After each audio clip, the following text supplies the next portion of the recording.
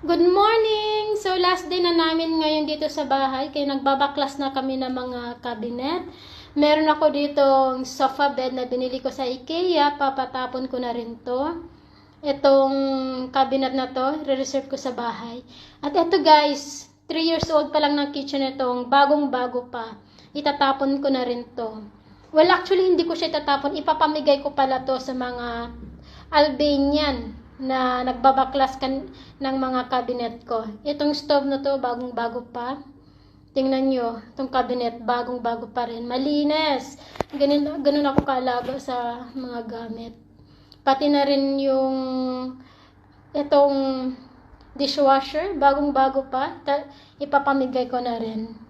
Ayan. Dito kasi sa Italia, guys, kapag ka nag-rent ka ng vuoto casa or empty house, kung ano yung datnan mo, pagpasok mo ng bahay, ganun din ang gagawin mo paglabas mo ng bahay. Kailangan malinis. Tanggalin lahat ng mga furniture na nilagay mo para walang problema sa may-ari.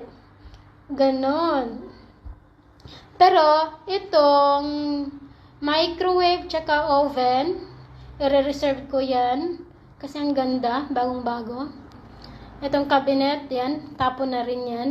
Pati itong refrigerator, ayan.